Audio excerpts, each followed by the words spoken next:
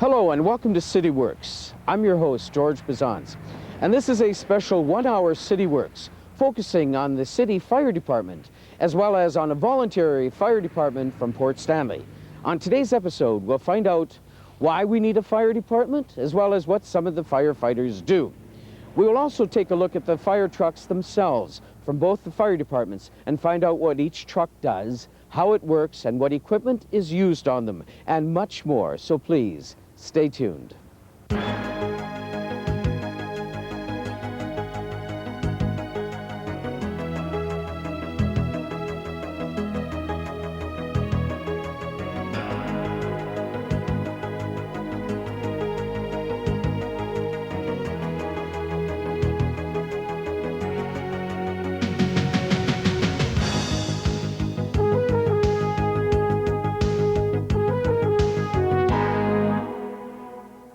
Welcome back to City Works. Fire, since the beginning of mankind, has played an important role in cooking, heating, and industrial use. But it can also destroy and take life.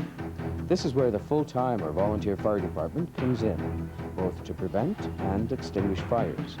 However, there are many reasons to have a fire department. Well, there are many reasons why we need a fire department in the city. We do respond to all different types of fire calls and emergency calls. We are involved with any vehicle accident, whether it's auto extrication or hazardous chemical spills. We respond to the industry in St. Thomas, whether they have a spill or a hazardous chemical leak or an industrial accident. We respond to ice and water rescues in the city. We do have a fair amount of water within the jurisdiction and boundaries of the city. We do respond to the airport in St. Thomas. It's a couple miles outside the city, but it is owned and operated by the city, and we do respond and cover that area. We also respond to any investigation, could be odor, carbon monoxide investigation. We do a multitude of rescues in confined space, high-angle rescue, and also underground or trench rescue. What this basically does for the community of St. Thomas, it makes it a lot better and safer place for the residents. And with a full-time department with a good response time and good fire loss record, this does also impact on the insurance rates that are charged to the citizens of St. Thomas. There's no difference between the full-time and volunteer fire department other than the full-time is manned 24 hours a day, where the volunteer fire department is manned by the beepers. They respond when they're paged out. The men will be either at work, home sleeping, and when they're paged, we respond to the call. The differences between an inland fire department and the Port Stanley Volunteer Fire Department is we're dealing with a lake, the river, and some of the hazards as the big steamships coming in to load and unload if there's a fire upon them is the knowledge that you would have to fight these fires. We have to know their fire safety plans, where they're located on the ships. We take video training through the fire marshal's office on such types of fires. We do a lot of water rescue from shore, from the boat. All men are trained in water safety rescue. We find that we get some heat strokes from beach goers. We find that we've had coal fires, calls down to the coal piles, the material stacked on the beach. We find that we get a lot of calls for windsurfers, sea doers. People think they're in trouble, they're not in trouble. We respond, and it's just people out having a good time. Funding and donations keep the fire department operating both manpower and materials. The fire department gets the majority of its funding from the tax base, of course, and I think most citizens realize that. I would put that at 99.99% of our funding. We do receive funding from other sources. Organizations such as service clubs have donated many pieces of equipment in the past. Port Stanley Fire Department is responsible to the municipality of Port Stanley. We answer to the councils, to any responsibilities that they have us do. They dictate what level of service the Port Stanley Fire Department will give. They're the ones that give us our tax dollars to run the department. They set our budget for us, and we follow their guidelines that they give us. Communities early on have recognized the danger fire possesses to life and property and had established fire departments in order to deal with this threat. Okay, basically I'll have to check my notes, but I did do some research to find out when the first fire department was incorporated in the city of St. Thomas. And I found records dating back to 1871 when Millersburg was annexed into the city. That's likely the first annexation that went on. There was the old Beaver Company, and it was located on Stanley, at the corner of Stanley and Talbot Street at the other end of town. This was one of the first fire departments that was built, and it was a strictly volunteer department. There was also a hook and ladder company midway in the town. We've got the first full-time department was formed in 1879, and this was only manned by 3 people. But they received the stipend of $700 a year plus $2.50 a year for uniforms. That's the type of pay that was back then. The records we have show that in 1883, the first full-time firefighter was a gentleman called William Foote. And he was there until 1906. And they were on duty 24 hours a day, 7 days a week. They had no time off until 1927, when the legislation invoked the act that they were entitled to 24 hours off a week. The other 6 days a week, they were either on duty actively at the hall, or they were home on call, and they were not permitted, without council's approval, to leave the city of St. Thomas.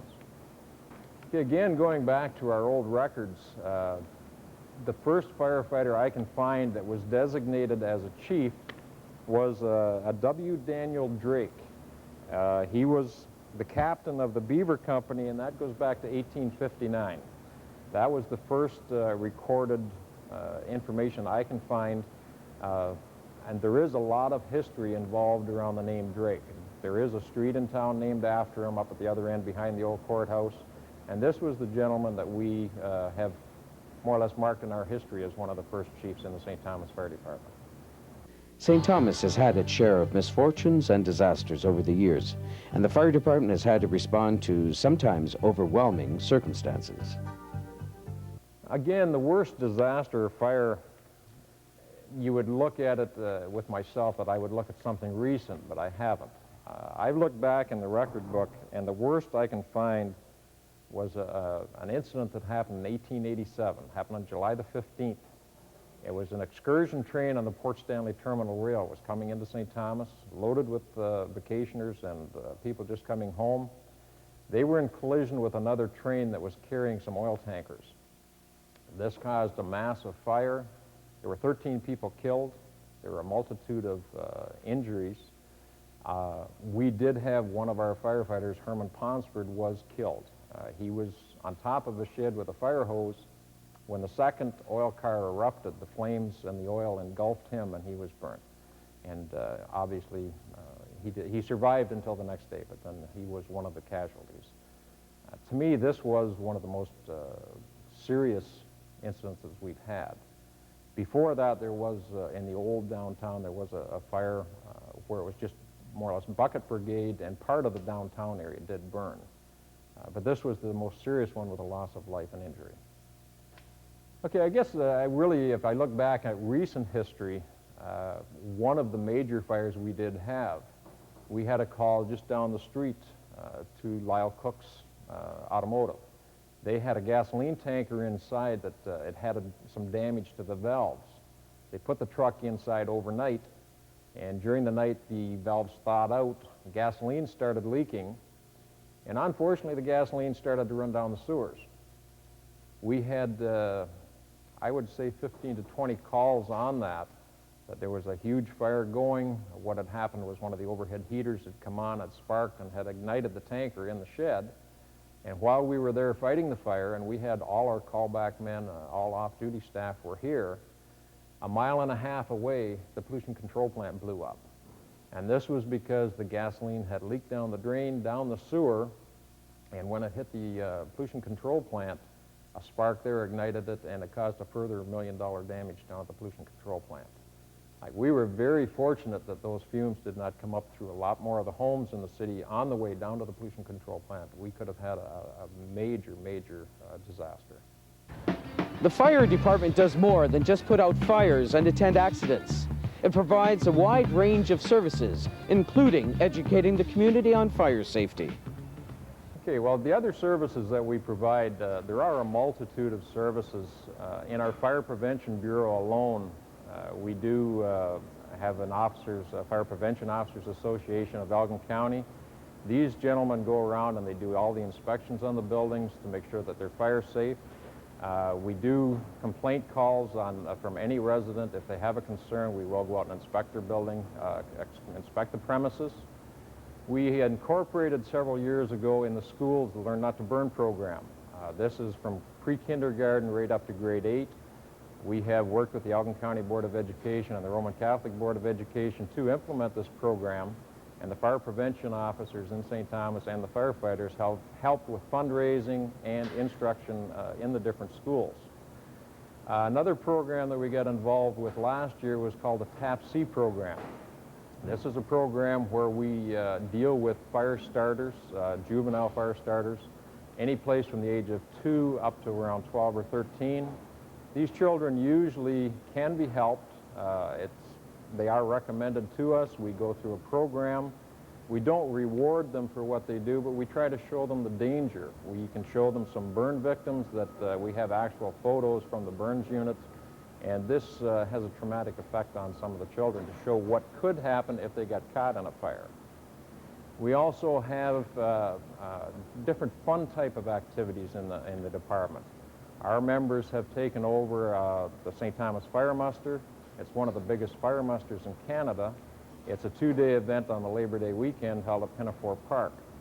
One of our captains that will be introduced later is the chairman of the Muscular Dystrophy Association for our fire department, and they're very active in raising money for Muscular Dystrophy Canada. We also sponsor with the police and the ambulance a joint blood donor clinic once a year.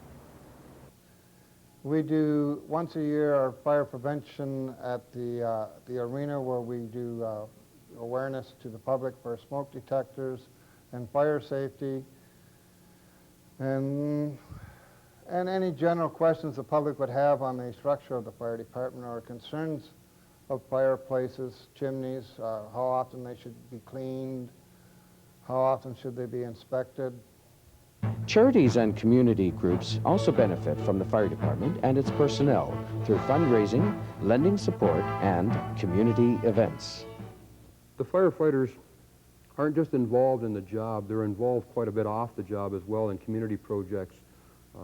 We have a lot of things that we do outside the community. As you may or may not be aware of, the fire muster every fall at the Labor Day weekend at the Pinafore Park. There's a lot of work involved in that thing. Actually, the work for that thing starts in February, usually in February, getting things planned. It's a pretty big task to do it all together, and the coordinators of it and the guys that set it all up have an awful lot of work. And it's usually about a 7-month process getting that ready. Also, all the man hours that are put in during that weekend, all the guys that come in and volunteer their own off-duty time. We do a lot of fundraising for local charities.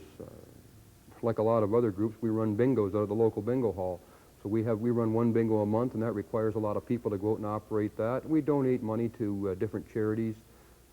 Just to name a few, we're big supporters of minor sport: baseball, softball, soccer, hockey. We do a lot of donating money to community projects. We're heavily involved, as everybody seems to know, firefighters are heavily involved in muscular dystrophy. I myself am the chairman for muscular dystrophy for the St. Thomas Fire Department, have been for the last 8 or 9 years, and we do a lot of fundraising for muscular dystrophy. We do annual barbecues over at Zares. We do a karaoke contest through the Brunswick Hotel. We're involved in the Buck for Luck campaign through Labatt's Brewery, sponsor that. Just a multitude of things that firefighters get involved with. Christmas Care is another one. Everybody sees the parade on Talbot Street, the fire trucks going down there. We collect the food for Christmas Care. We make a large donation every year to Christmas Care. We have guys that go up and help pack hampers as well as deliver the hampers. Firefighters are very involved in the community, not just in the aspect of firefighting and fire prevention, but also in the community itself as service people to the community. Sometimes it is necessary to share equipment and personnel in order to solve a problem, and this requires cooperation between fire departments in this area. Okay, the fire departments in Elgin County, and this is the only one I'll basically speak about, we do have a very good working relationship with all the fire departments in Elgin County, as well as the other full-time departments that we deal with. But in Elgin County, there is one full-time department, which is the City of St. Thomas. There are 16 volunteer departments, which range from Port Burwell, Elmer, Malahide, all the way up to the west to Rodney, Westmoreland, and Dutton. These departments are volunteer. They have any place from 15 to 40 firefighters that are trained the same programs we're trained to. We get together on a monthly basis, the chiefs and the deputy chiefs and some of the firefighters. We trade information. We do training scenarios together. We also look at joint purchasing to obviously save money for all the municipalities. We have training programs, obviously, that are the same in management and the firefighters. They do the same curriculum training that our fire department uses. The management program was for chiefs and deputies. We've just completed the first stage of that, and I think there was 90% participation from the volunteer departments. I'm proud to say our fire prevention staff here under retired Fire Prevention Officer Bill Pettit formed what we call the Elgin County Fire Prevention Officers Association. This involves our department and all of our fire departments in Elgin. And what they've done is allow the volunteers to come into St. Thomas. Our trained staff, who are full-time, will take these volunteers to buildings that are requiring retrofit, show them what to look for, how to do a proper inspection, how to make up the forms. If there's violations, why is it violating and what parts of the code it's violating. And this is helping the volunteers when they go back to their own municipalities to make sure that the fire code is enforced uniformly. This is one of the areas, the biggest areas of joint cooperation between our departments. We interact with other fire departments on a mutual aid basis. When another department needs help, we would respond to those departments on a call basis, requiring whatever equipment they need. And that goes that if we need some equipment from St. Thomas, London, Union, Southwold, we will call them and ask them to respond with whatever equipment we need in assistance of fighting a fire or a rescue of whatever nature it would call upon. Fighting a fire, rescuing someone, or dealing with hazardous materials requires specialized training and skills in order to do the job quickly and safely as possible. The training that is involved, there are different levels of training. Each member, when they start on the fire department, it takes them 3.5 years of in-house training to become a first-class firefighter. After that 3 years, the training doesn't stop. We have training every shift, whether it's on the vehicles, whether it's on the equipment, could be streets and hydrants. We do hydrant maintenance in the city, so we do get out and we physically check the hydrants, make sure the flow is proper. All the firefighters are enrolled in a curriculum which has been put out by the Ontario Fire Marshal, and it is operated through the Ontario Fire College in Gravenhurst. Now, any firefighter that has completed at least 10 years of service, he's eligible to go to Gravenhurst, and we enroll them into an officer's training program, or our fire prevention staff are put into a fire prevention fire cause determination program. And this is any place from a 1 to a 4-year certificate program that they do take. It's something that all of the officers have achieved this. We also send officers down to Arnprior, which is an emergency response college. They take extra programs down there and helping in the emergency response in the city. Port Stanley Fire Department and St. Thomas's Fire Department are trained on the same level. We must be trained by the government level standards. We have 2 firemen within our department that are certified to give the training to the men that comes out of the Ontario Fire College. So we get the same training as the St. Thomas Fire Department gets, just less hours to do the training. The fire hall itself plays an important role.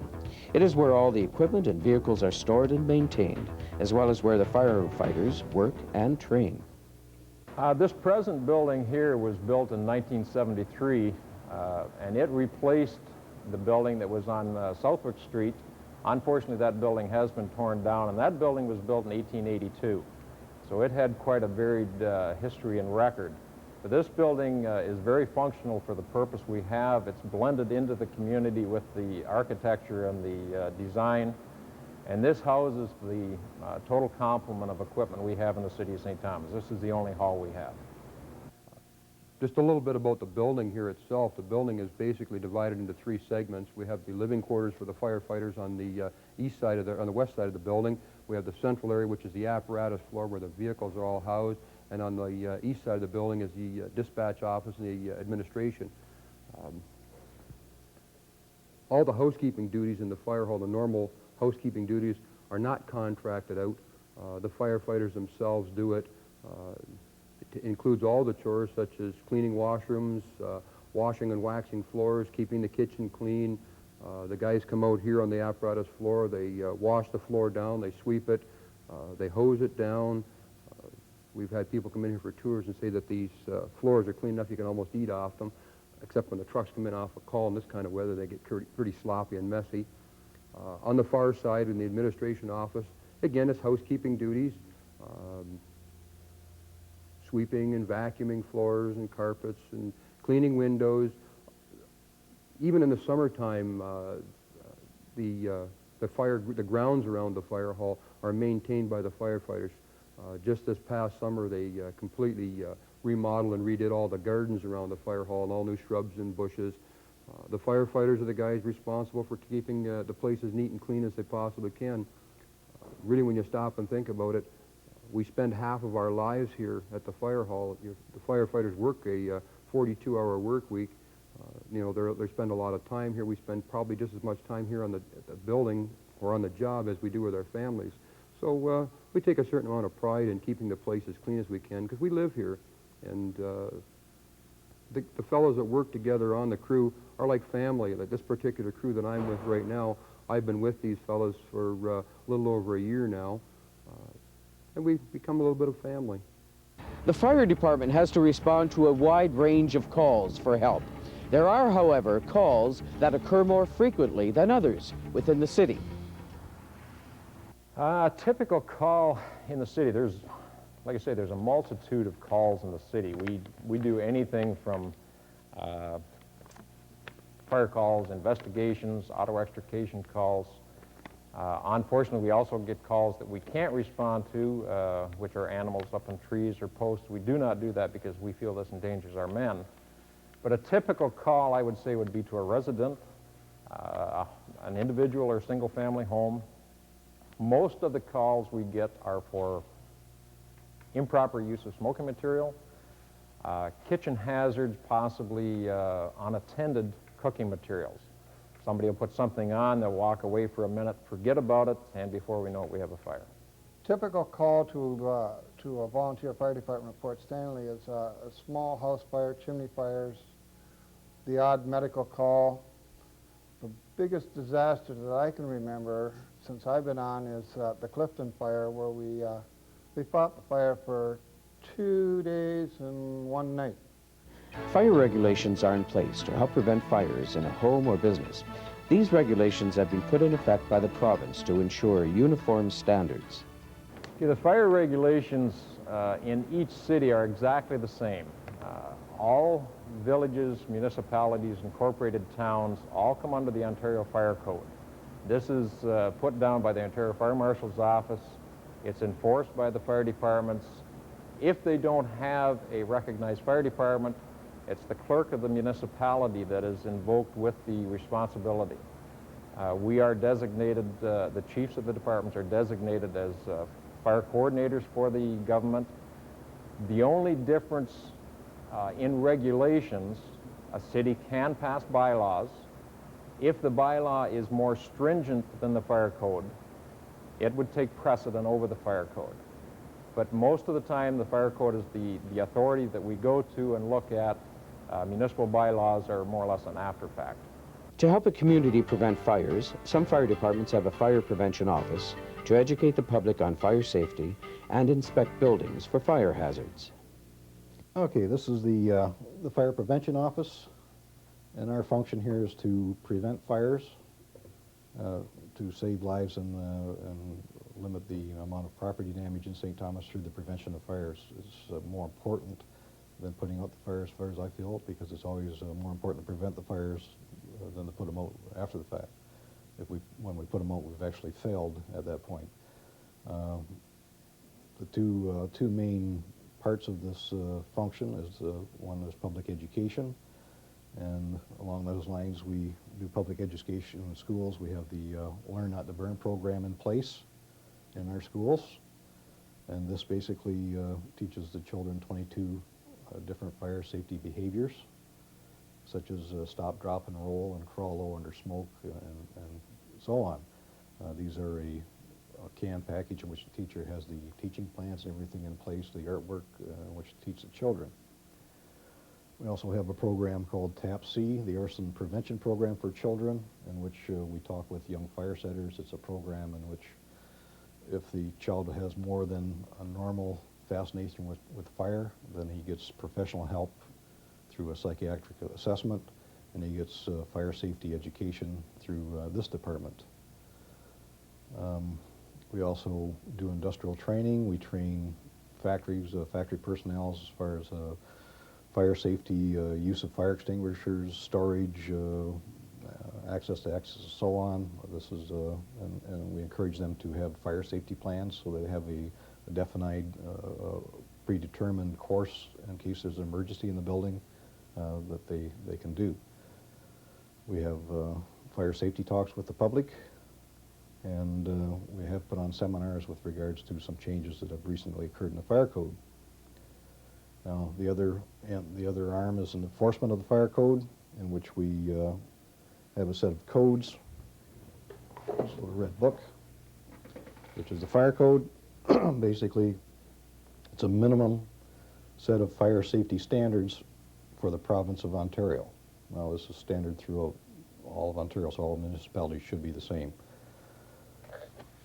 So we would inspect all the schools, factories, shops, malls, and so on to make sure that they provide the minimum level of life safety that is set out in these guidelines, or these, there's no guidelines, it's actually this law. We inspect, we're responsible for the prosecution if there's any violations of the code. We do plan review of the buildings before they're built. Obviously, it's much more cost-effective to correct the problem of a building before it's built than after the fact. So we work closely with the building department with plan review, and we're also involved with the building right up to the time it's demolished. So we in a sense, are involved with the building from the time it's built right through to the demolition of the building. When a call for help comes in, time is critical, and so is communication. The dispatcher's role is crucial to receiving and giving information to the firefighters. This is the dispatch center, St. Thomas Fire Department. All calls come in through this room, and it's monitored 365 days a year, 24 hours a day. Currently, firefighters rotate and take shifts in here.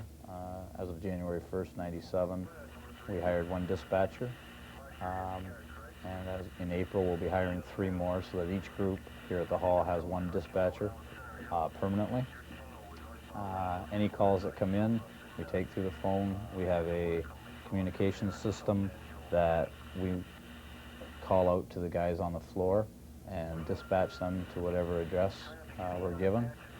All calls that come into the hall, via our business line, 631-0210, or our emergency line, 631-4000, are all recorded on a dictaphone machine so that we can replay them back later and verify times and addresses.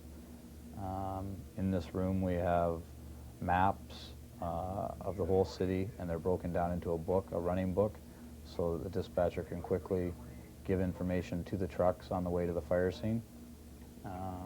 Hydrants locations are in these books, so that at nighttime and in wintertime, if hydrants happen to be covered or hidden, we can quickly tell the people on the way to the fire where exactly they are. We have an alarm system, Fire Monitoring of Canada, which monitors several of the schools and factories in town. It's a machine that automatically, when they have a problem, will send us a signal with an address, and then we can quickly dispatch the trucks there. Our response times to most areas of the city are 4 minutes or less, and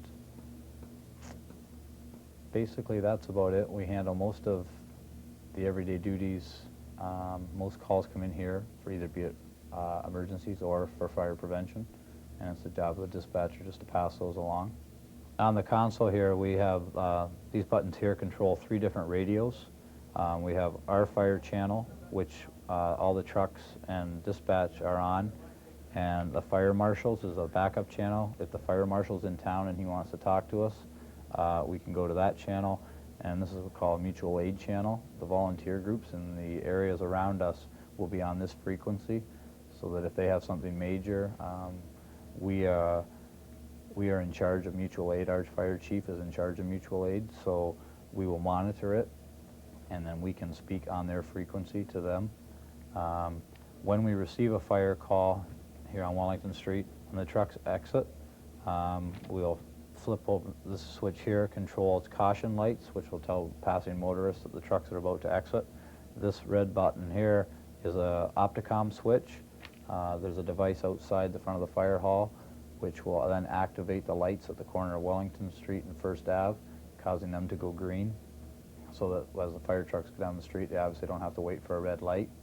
On each one of our vehicles, there is a similar device, an Opticom, and so as they're going down a street, say, such as Talbot Street, the Opticom will be working constantly from one end to the other, turning all the lights green as they go down the street.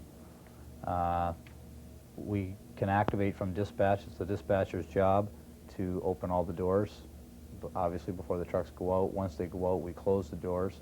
The dispatcher is then the only person left here at the fire hall. We also have a machine for people who are deaf, who obviously cannot talk to us. So when they call in, they use this machine, and the firefighter on dispatch will then activate this machine, and he's able to type a written message to the deaf person, instructing them, confirming their address, as well as telling them, giving them instructions to leave the house. We also monitor the police in town through the use of a scanner. This scanner is kept on constantly. Again, in firefighting, every second counts, so if we hear someone call to the police regarding a fire matter, and a lot of people do that, they won't call the fire department, they'll call the police department.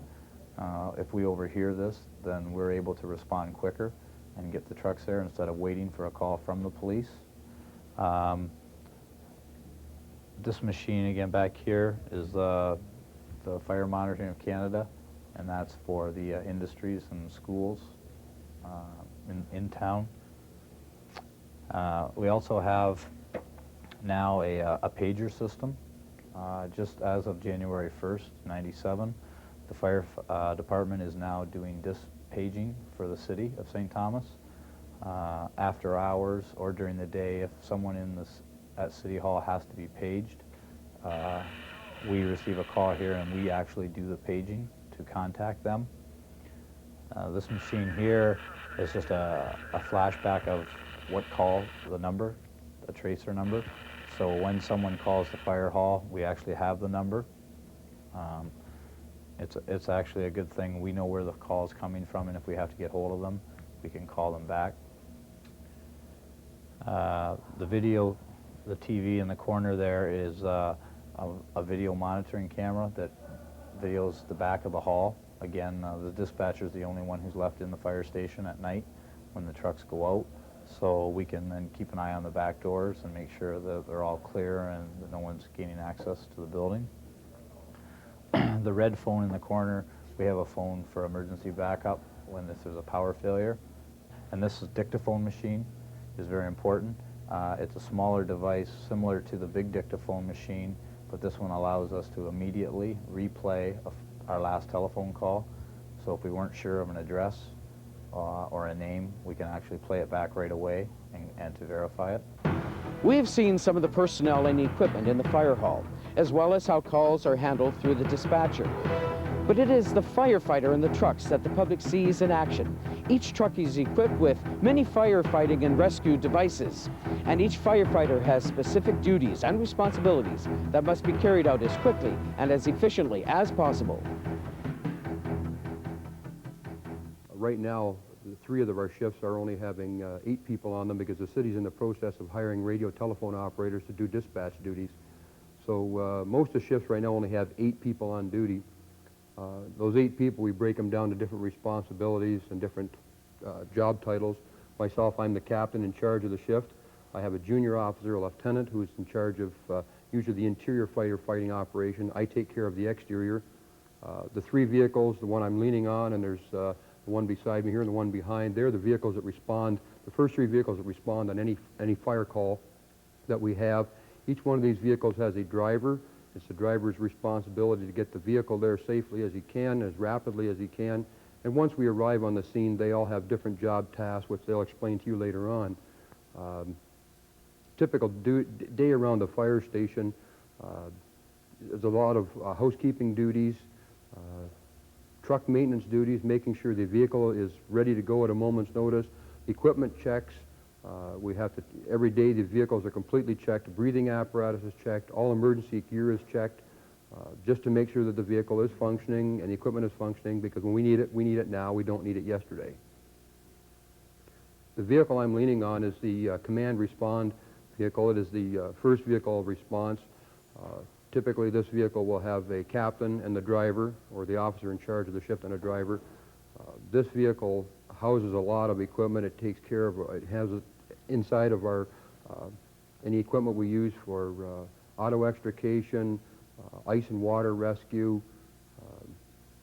And it is the command module we set up at a large fire scene.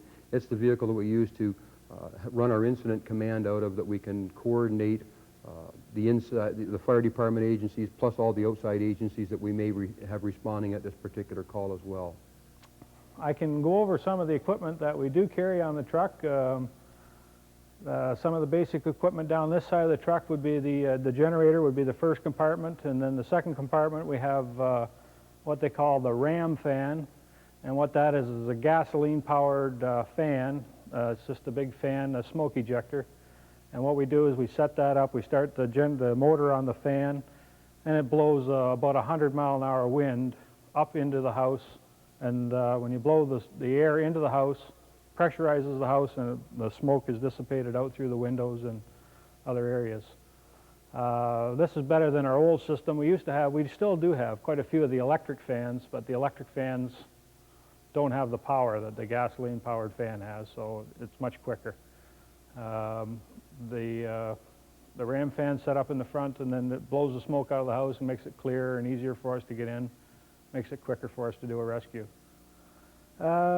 Moving on down the truck, we have other extension cords and other things that we'd need for setting up lighting or using power equipment that we may need, power saws, all kinds of extension cords. And there's adapters for different, you go into older homes and there's old 2-prong plugs that you may get into. And there's other things. We have, there's a wet vac in there. If it's a smaller fire, we can go in and vacuum up some of the water we've used to put out the fire.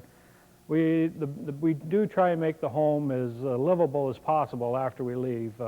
We do have mops and whatnot on the truck, and we will straighten up the best we can and clean up the home. And we actually have air freshener on the truck. It's a specialized smoke eater air freshener that, not the kind you buy in the store, but it's a professional smoke eater air freshener. And it makes the home a lot more livable for the people who've just had a small fire and they're not going to be out of their homes, but the smell of the smoke is quite acrid and it can be quite uncomfortable. So we also have that on the truck.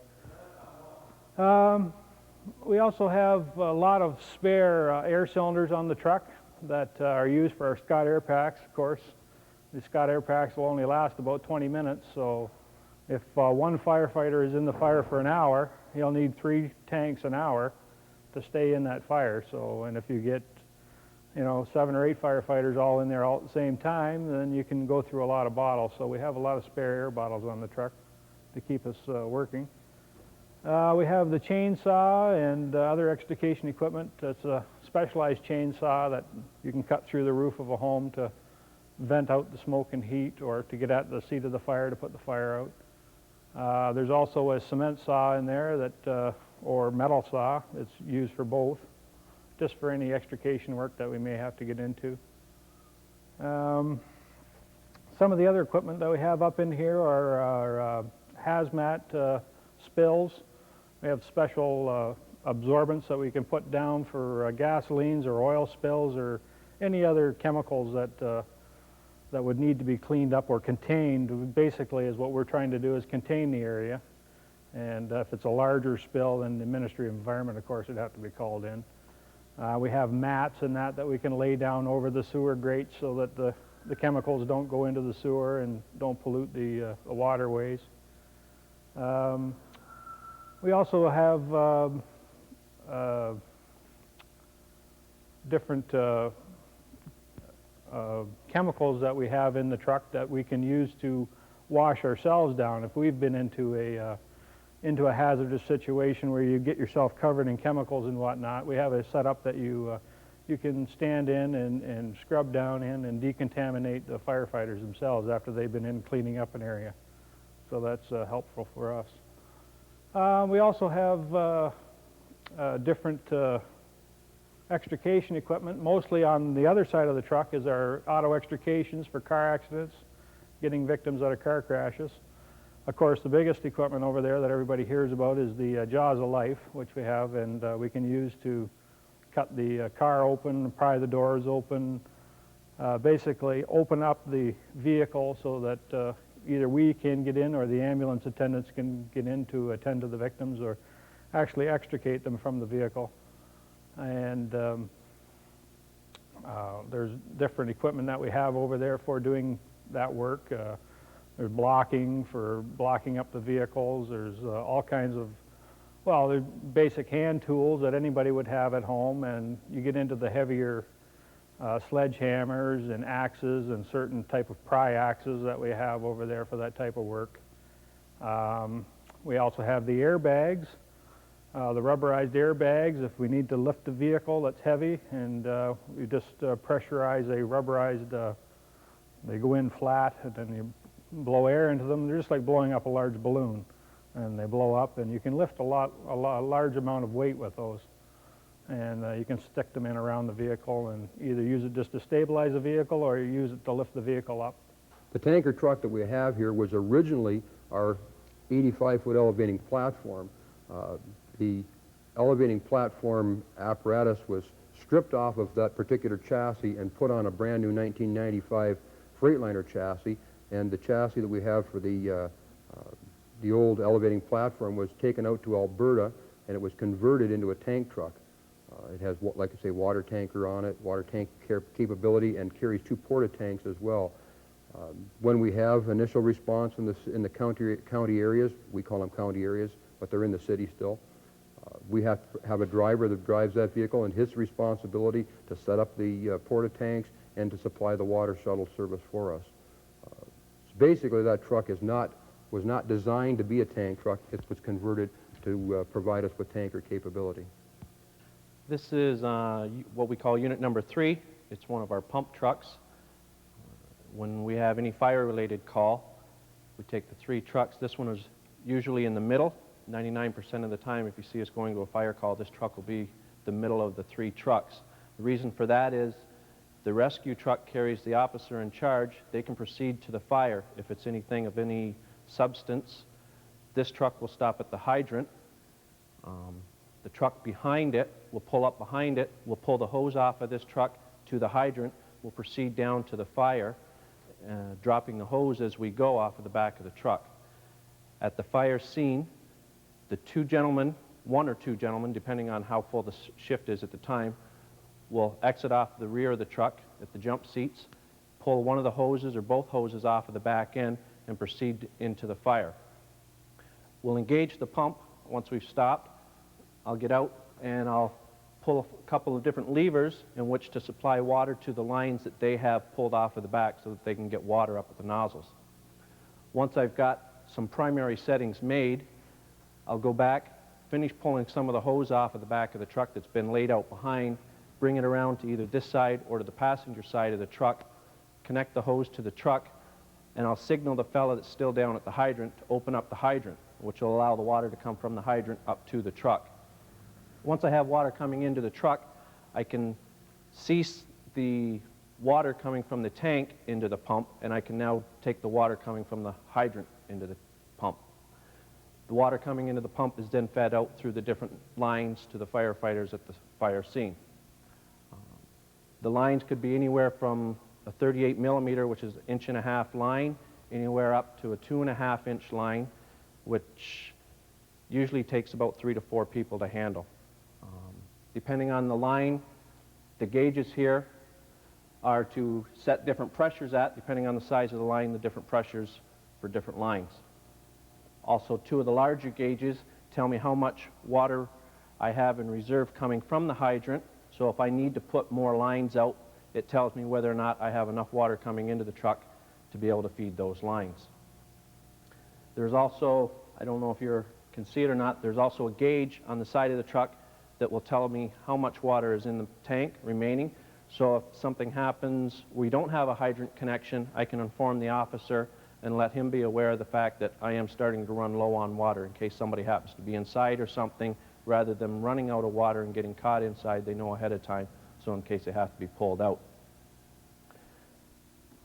Basically, when we pull up, before we can start to feed it, we have to make sure that the air is out of the pump. If we have any air in the pump will not start to pump water. So we have what we call a priming valve, and it just displaces the air out of the pump and lets water in. Once I get the settings set, I have water flowing correctly at the right pressures and that, we have what we call a pressure relief valve. We can open it up, and it sets the truck to pump a certain pressure of water. If we have 2 hose lines off, one fella's in on the ground floor fighting a fire, and we have another fella up on a ladder. If the fella on the ground floor would shut his line off, all the excess pressure would go to the fella on the ladder, which could tend to throw him off of the ladder. That's what this valve here is for, is to just stop that excess pressure. The pump just dumps the excess pressure inside. The larger ports, we have one on each side, is for if we have a drafting situation, we have some what we call drafting hose or hard suction hose that we can just draft straight from it. Just like using a straw, it'll create a low pressure area or suction. If you had soft hose, it would collapse, in which case you wouldn't be able to draft any water. So we use steel reinforced hose to be able to draft from. This truck normally carries, as I said, 1 to 2 gentlemen on the back, depending on how full the staff is, 1 driver, and what we call the lieutenant, or the second in charge of the shift. As I said, it goes to all fire-related calls. It does run to some of our investigations, depending on the nature of the investigation. Could be anything from a car that's got a small gas leak, a small trash bin that was on fire is now extinguished, a small pile of leaves or something of that nature. The truck you see behind me is the St. Thomas Fire Department's latest acquisition. It's a 1995 Freightliner. The function of this truck, it's a 85-foot elevating platform. We use this truck for high rescue. We use it for extinguishment of multi-story buildings. This truck is typically used as a second response vehicle. It's not used on our first response. We have another vehicle that gives us first response elevation capability. If in the event of a large-scale fire, I would put in for a callback that would invoke the bring off all off-duty firefighters into the station to respond to a large incident.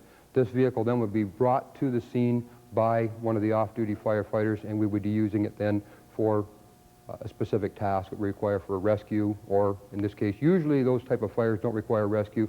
We're into high elevation extinguishment. This truck is typically equipped with all the emergency warning devices that every truck has. It has lights, sirens. It's painted nice and bright yellow, so it's high visibility. It's a large truck to handle. When you look at the thing later on, you'll see that there's a boom at the front and the rear that extends beyond the cab and the main body of the rear of the truck, which makes it a little more difficult to drive than a typical vehicle down the street. This truck has a pumping capability of 1,050 gallons a minute. That's an awful lot of water, or about 4,500 liters per minute for the people who don't understand imperial measurement. It requires basically 2 to 3 people to operate this vehicle, one to operate the pump and one to operate the device in the air. We also have, for a safety factor, usually a man on the back end that controls the bucket should problems develop up above, 80, 85 feet off the ground. This is our 1983 International Tebow. It's telesquirt. As you can see on the top, it has a 55-foot ladder. It's hydraulically operated. On the end of the boom, there's also a nozzle that's remotely activated. We can direct the stream of water pretty well in any direction we want. As well as going up 55 feet, we can also take it down below ground if we had to put it into a basement window, anything like that. It provides us with a master stream. Pumps 1,050 gallons a minute of water. Basically, it's our oldest frontline truck, but it's still in pretty good shape. It goes to almost every call. We use it mainly for the ladder on top to get us an elevated area to work from. Many times we have to use it to get up onto a roof, or we use it for rescue if we can't get access to a building through a stairwell. And also for large fires, we use it to provide an elevated stream to get water down on top of the fire. Many times from the ground you can't reach the seat of the fire from below, so with this we can get up above it and direct the water down into the fire. Basically my job driving this truck is I follow the back of the pump. The pump operator would stop at the fire hydrant. I would then get out of the truck, take the hose from the back of the pump and connect it to the fire hydrant while he proceeds onto the fire. He would signal me when he's ready to turn the water on. From there I turn the water on, and then I get back in my truck and proceed to the fire and assist with any duties that may be needed to be carried out. You may wonder why and as I mentioned earlier in the parade, you may wonder why the fire trucks lead the parade. Well, the first 3 vehicles in the parade are the fire trucks that are on duty. So it isn't just the off-duty firefighters, but it's the on-duty crew as well that's in the parade. In the event that we get a fire call, we are right at the front. We don't have to run through the parade to get where we need to go. Contingency plans are made available so that with coordination with the Golden Acres radio sociable people that man all the intersections, we are able to break away from the parade at any given moment and respond to a fire call. Okay, this was the first pumper truck the village had. It's a 1948 American Marsh. The last fire that this truck was at, big major fire, was at the Stork Club when it burnt. Now it's owned by the Port Stanley Firemen's Association, and about all it does now is goes into parades and out to fire truck shows. This truck here is one of the 3 trucks we still use. This is a 1974 King. It's on a 74 Ford 900 cab over frame. It has a 1,050 gallon per minute pump in it. This truck also attended the Stork Club fire along with the 48 Chev. This truck responds to all calls with the rescue or equipment truck as well as our other pumper. This truck here is about one of the only ones around that can help St. Thomas supply water for their snorkel on account of the size of the pump on it, 1,050 gallon per minute. This truck here was built in 1990. It's a hub with a 650 gallon per minute pump on it. This truck was built in Vancouver. It's on a Ford F800 frame with a diesel engine, and it has an automatic transmission in it. This truck also was one of the first to go to the fire scene as well as equipment truck and the Ford cab over. This truck was driven back by then chief in 1990 and one fireman. They flew down and drove this truck back. This is our equipment truck. It's an 88 Ford Econoline 350 cube van. The village bought this truck for the fire department. The men done all the work on the inside of the truck, set it up for our equipment, painted it, and decked it out so we would have a place to keep all of our equipment. We have resuscitators, jaws of life, our turnout gear, ropes, life preservers. We also have 3 survival suits we have used in a wintertime rescue out in the ice. And it's basically, you can't call it a rescue truck, it's just an equipment truck. Firefighting can be both rewarding and hazardous. It is not a job for everyone. It takes someone who can take the pros as well as the cons of the job. Okay, the pros and the cons of the job, they are vast and they're many. Basically, from my own perspective, the pros of the job are, it's a very rewarding job. It's a career, it's not a job. The satisfaction of knowing you've possibly made a difference, that's the big benefit. The cons on it, really, it is a dangerous job. Not too many people go running into a fire except us, but we are trained for it, we're well qualified for it. I guess that would be the biggest thing against the job, is the danger that is involved.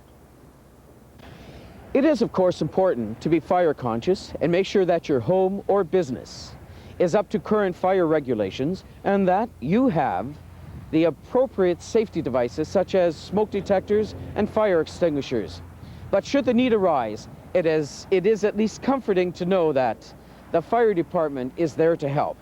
I'm George Bizans. Join us next week for another episode of City Works.